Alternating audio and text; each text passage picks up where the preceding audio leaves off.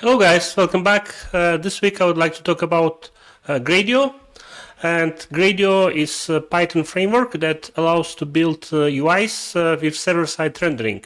So you implement in Python on a server-side, you implement UI logic, UI components, and you wire those UI components with event triggers. And based on those event triggers, you can execute custom functions, call APIs, or invoke ML models or LLM models directly without calling API. It's up to you.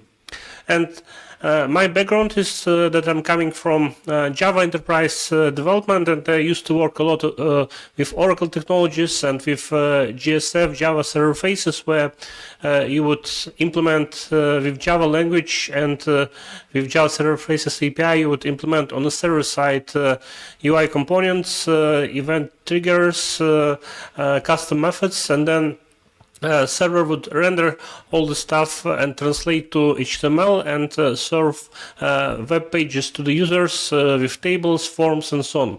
So this Gradio approach is really close to me because I used to work with that when I was doing Java coding, and in my opinion, this approach that Gradio offers with server-side Python is great because it integrates very well, especially when you build application that works closely with ML or AI, because it's the same infrastructure, the same Python, and it's easy to translate and transfer data structures like NumPy arrays or any other arrays, and it's easy to translate and transfer data from the backend to the UI, because yourself you don't need to transfer data to the JavaScript. You operate with data in Python in the backend, and Gradio framework takes care and sends data to the client by automatically, basically. So you don't need to touch anything in JavaScript or HTML. You focus on Gradio, and this is great for data applications when obviously not a website, but for the application that works with data. And so this is Sparrow UI Shell application, and I'm using Gradio as well to build UI Shell for the Sparrow that would allow users to upload document and see how well it works and see the output, for example. So I have defined Gradio block, and then there's a tab here, and you can have multiple tabs. So at the moment there's a single tab in Sparrow UI Shell, and in the future I may add one more tab where Sparrow Agent UI will be available, for example. And here then it's quite obvious and straightforward. Under the tab you define row and you define columns, and for example on the first column I got all the input components like input file, and then image preview, then text box to enter the query, then there's a checkbox for the additional options, then there's a slider component for the crop size selection, then there's text box of type password to pass Sparrow key. Then there's another read-only or disabled input text to display which LLM model we're using in the backend. Then there's a button to submit inference request, and there's a radio group which allows to select example with predefined data to see what kind of data you would expect from Sparrow without executing actual inference task. And in the second column on the right side we got response. This is the Gradio JSON component which is able to display JSON structure nicely on the UI. And you see with those few lines I basically define UI structure, UI components, and there's no need for me to play with all this mess in JavaScript and HTML. Right, and then I got a method on example select which handles example selection. And then there is update preview method which is invoked when a new file is uploaded. Then there's a clear on file upload. I'm making sure that all the fields like a query or additional options or crop size are being cleared when a file is changed. Right, and then there's run inference wrapper. So if you look into the, let's say here,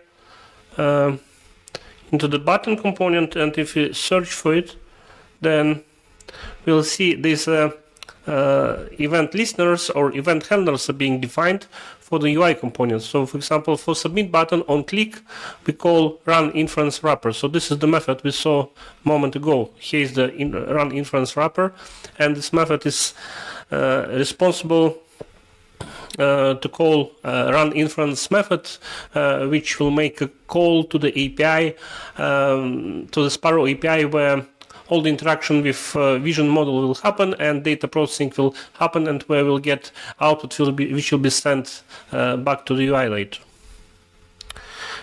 Yeah, so similar triggers or event listeners are being defined for example radio group selection, for the input file component, and as I said, for the submit button. And that's all. So this is all the UI logic you defined on server side, and the rest is handled by Gradio framework.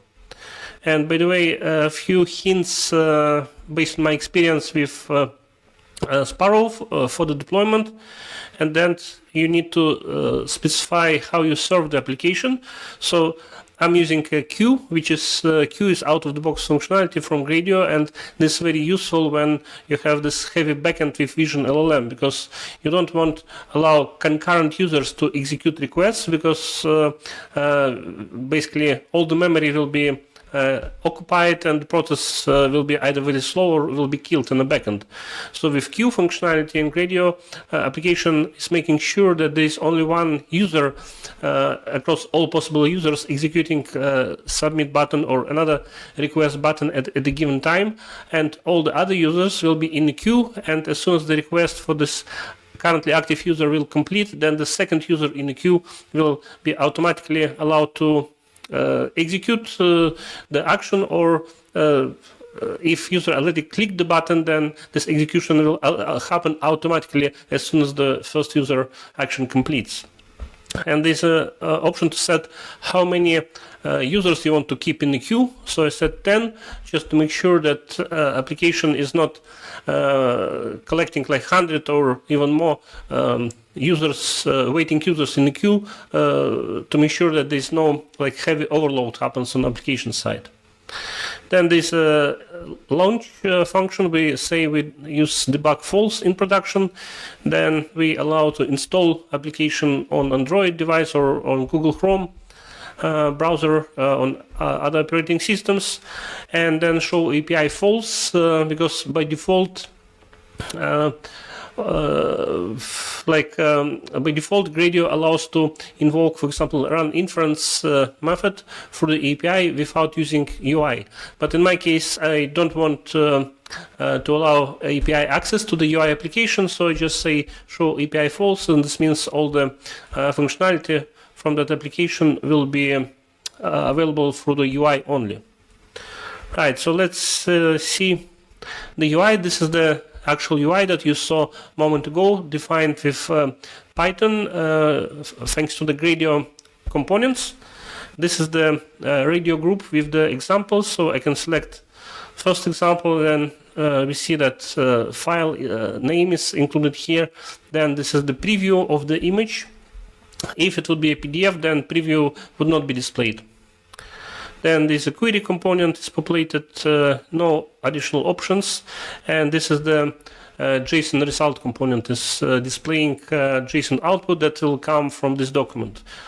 And if I select another example, bank statement, then preview is updated, and this example is set with tables only additional option with the star for the query, and response group was updated as well. So thanks for watching, and in this video I want to basically say thanks to the Gradio development team. Thanks for such nice opportunity of building UI applications on the server side with Python. So thanks guys, and see you next time. Bye.